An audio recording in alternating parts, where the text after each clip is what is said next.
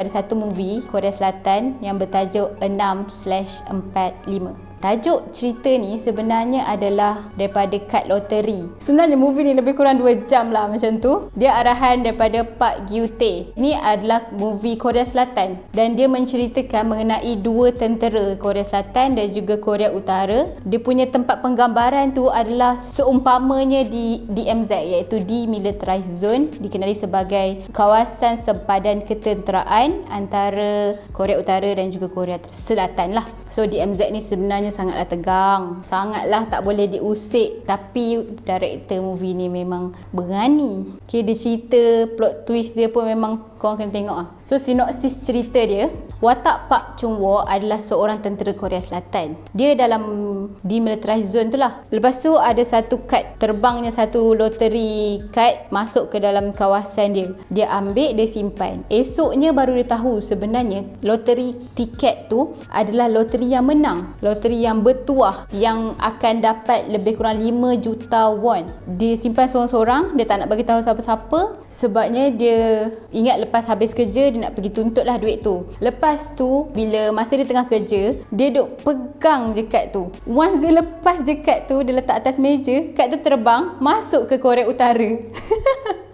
Lepas tu si Ri Yong Ho, watak tentera Korea Utara, so dia tengah menjaga tempat yang dipenuhi dengan kawasan periuk api semua tu, and then tiba-tiba masuk satu kad loteri dekat dalam kawasan dia. Mula dia ignore, lepas tu kad tu macam nak suruh dia ambil. Lepas tu dia ambil, dia simpan je. Lepas balik kerja, dia tanya kawan dia, ni kad apa? Sebab dia orang kan tak pernah tengok benda tu. Korea Utara dan Korea Selatan kan dua negara yang berbeza, dia orang punya benda pun tak sama semualah. Lepas tu kawan dia cakap, dia pernah nampak benda ni dalam TV, ini adalah kad loteri. Lepas tu dia cek, rupanya kad tu menang. Dia orang berdua ni bincang macam mana nak dapatkan duit kemenangan ni, sebab dia orang tahu yang dia orang ni tak boleh dapat duit tu, sebabnya dia orang kan Korea Utara, warga negara Korea Utara, so dia orang takkan boleh dapat punya. Lepas tu adalah konflik yang berlaku. Lepas tu macam mana dia berjumpa dengan Park Chung-ho dan dia orang berbincang macam mana dua-dua pasukan ni nak dapatkan duit 5 juta won tu. Okay, dekat dalam cerita ni sebenarnya korang boleh nampak macam mana suasana di MZ tu tau. Macam mana Korea Utara dan Korea Selatan ni jumpa dalam JSA, iaitu The Joint Security Area. JSA ni hanya boleh digunakan bila ada apa-apa perbincangan je. Okay, so kat situ dua-dua tentera ni boleh berbincang, boleh berjumpa,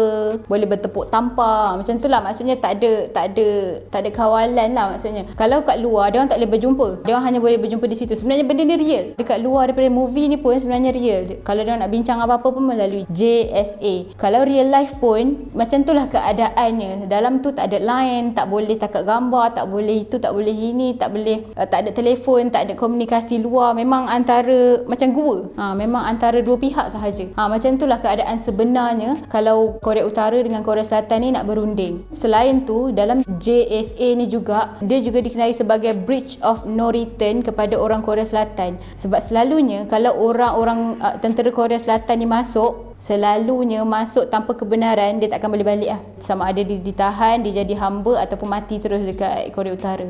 Kalau Korea Utara nak curi-curi masuk pun melalui situ jugalah, terowong dia apa semua. Dalam tu pun tak ada CCTV. Itu adalah salah satu kawasan neutral orang panggil.